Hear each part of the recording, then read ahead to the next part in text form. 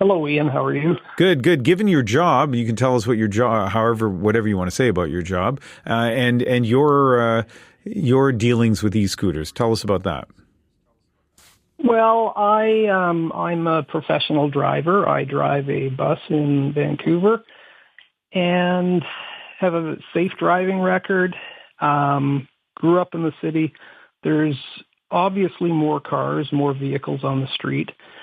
The issue I see daily is that e-scooters generally are going too fast, weaving, basically choosing, are they on the sidewalk at a given point in time? Are they on the roadway? Do they cross between vehicles? They're used, I see, 90% of the time to get around traffic. And when you're trying to rush and get around traffic, that is dangerous.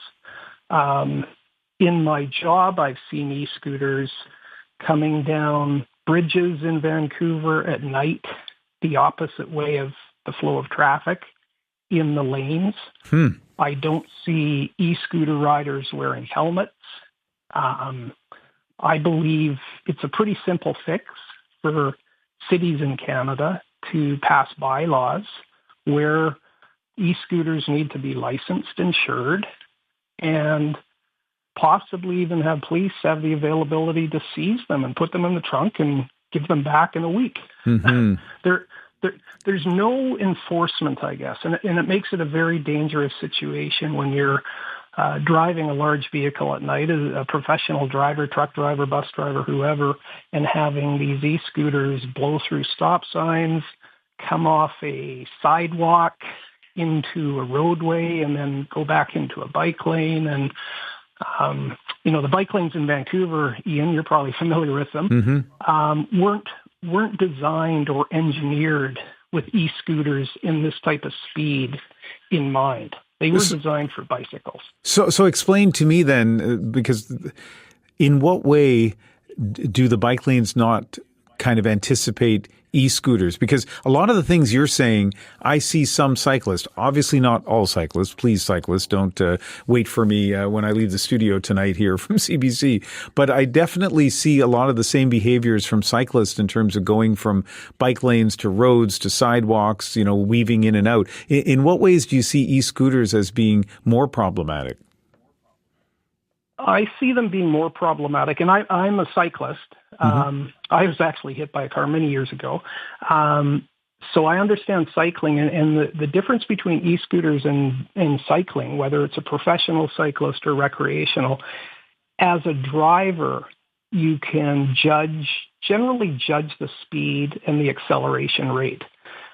Bicycles, even a professional cyclist, can't accelerate that quickly. With e-scooters, there's this tremendous acceleration rate that, I'm not an engineer, let's call it double what a bicycle is. So if I see a bicycle coming along a bike lane and I'm preparing to turn my vehicle right, I can anticipate the speed of that bicycle pretty accurately, whether it's oncoming, whether it's going to intersect with me. An e-scooter flying along, it's unpredictable. And I think that's the difficulty. And safe traffic operation is, anticipation, being safe, seeing what's ahead. It's very, very difficult to do that with e-scooters. And I hope e-scooters operators and riders are listening, that it's impossible to see you at night without a light. I don't see a lot of e-scooters with lights. If you are hit by a large vehicle, I tell people the large vehicle wins. And last comment I'll make, I think when doctors start to speak out, and I know one of your guests is going to be an emergency room physician, I think people have to listen, because this is, with more and more vehicles on the road, and that's a whole other debate, it's dangerous for everybody on the road.